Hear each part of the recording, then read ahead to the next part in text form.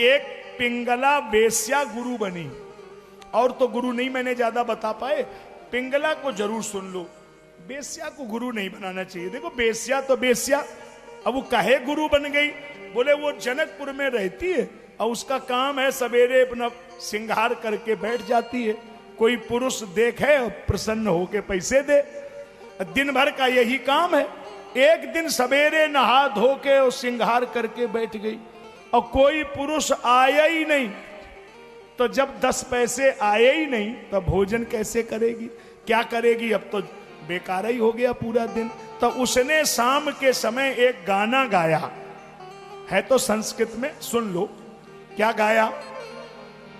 आशा ही परमम दुखम नैराश्य परमम सुखम।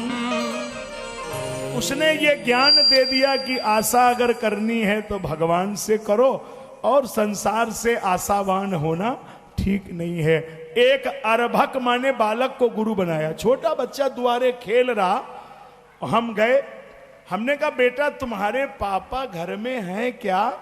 बोला गुरुजी हम देख के आते हैं। मैंने कहा देखो जरा अंदर। अब वो अंदर गया, पापा से कहा पापा वे गुरुजी आए हैं। अब बच्चा ने हमें पहचान लिया तो क्या गुरुजी आए हैं। पापा ने कह दिया कि कह दो है नहीं, जाओ। अब वो द्वारे आया, अब उसने कहा गुरुजी हमारे पापा ने कहा है कि पापा घर में है नहीं। अब बच्चा क्यों झूठ बोलेगा? अब आप सोचिए कि बच्चे को झूठ बोलना कौन सिखा रहा? आप ही तो सिखा रहे हैं ना। बच्चे की पहली पाठशाला माँ है, पहली पाठशाला पिता है।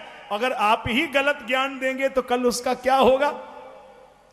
एक ऐसे व्यक्ति का नाम यहां से ले रहा हूं जो लेना नहीं चाहिए।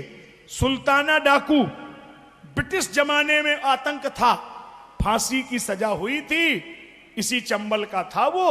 और जब उसको फांसी की सजा मिली, इतिहास गवाह है, सुल्ताना की अंतिम इच्छा पूछी गई। सुल्ताना ने कहा अपनी मां को देखेंगे।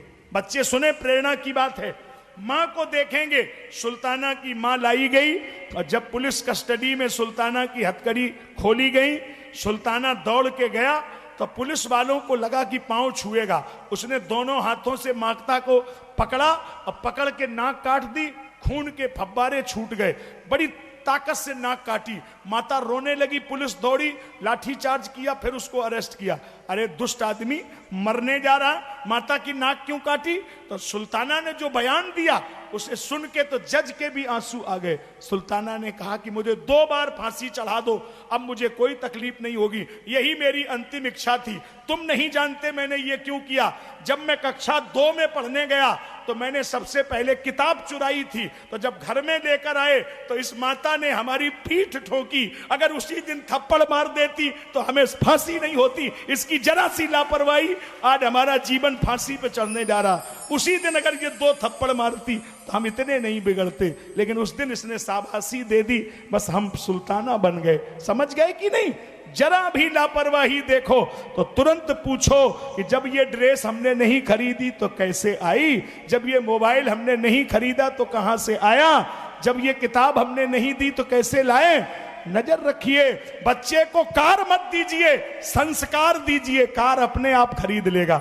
आप संस्कार नहीं देना चाहते, कार देने में लगे हैं, कार देने, संस्कार दीजिए ना उसको।